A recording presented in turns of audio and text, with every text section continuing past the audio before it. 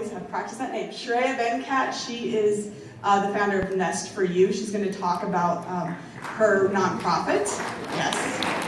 And also Lydia Kidwell, she is a former Clodmore Community Builder, which is a program that we run, and we partnered with Loudoun Youth this year. Applications for that will open in March. And she will talk about her experience, and as she moves from high school, she's now a sophomore in college, and how that has changed her and helped her move through college. So I'm going to give it over to Shreyaa.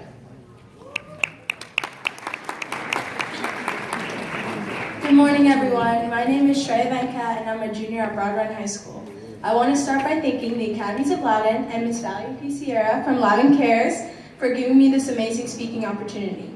You see, I've been volunteering for over 5 years now, helping out at local school, library, and community events, as well as by tutoring kids and helping out at senior homes.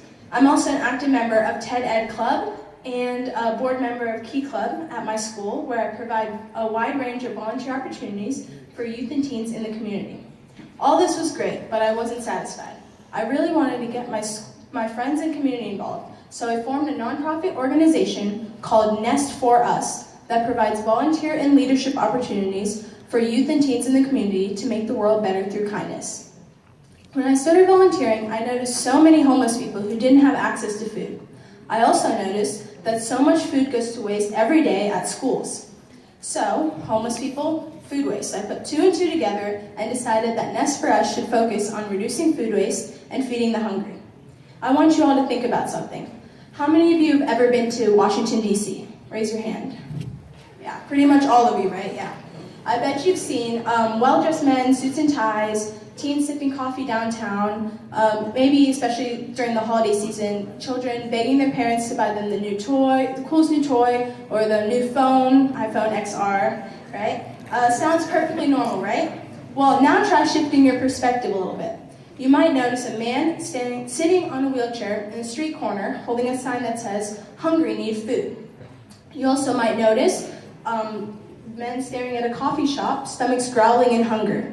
You may also notice a child sitting in a corner counting pennies inside a cup, hoping that he can afford a new pair of socks. Most of us would probably ignore them, thinking that there's nothing we can really do or that someone else will help them. However, that's not the case. We take advantage of what we are given and aren't grateful enough for what we have. It doesn't matter how big or small your contribution is. It just matters that you do something to help. I don't just feed the homeless, I care for them by sitting down and hearing their stories, which gives them a sense of hope. In addition, we celebrate shelter birthdays and celebrate special occasions with our homeless friends by dropping off care and hygiene kits. I personally feel that everyone should be part of this meaningful experience at least once in their lifetime. The most rewarding part of my volunteer work has been the connections I've made, not only with the volunteers, but most importantly, the ones with the people that we serve are truly special. Here are a couple experiences that have been cemented into my heart. Through our Sandwich Assembly projects, we have packed and fed over 2,500 homeless people in the DMV area. Just last week, when I was driving back from serving at a shelter in DC, we approached a traffic light and saw a man sitting on an old crate holding a sign that said, "Hungry, need food." On instinct, I reached into my bag and grabbed a granola bar, water, and a banana that I kept in case I got hungry after volunteering. Without hesitation, I rolled down my window and I called to the man. The moment he saw me, his eyes glowed in happiness and he ran over to the car. And he gasped in joy as I placed the food inside his hands. And I was thinking, of course, he would need it way more than I did. It looks like he's been through a lot. And then as if reading my thoughts, he said, "Thank you so much. I was praying all day, hoping that someone would be generous enough to give me the food because I don't have enough money to buy anything and I haven't eaten in over a week." I smiled and told him that just keep smiling, everything will get better, just have faith.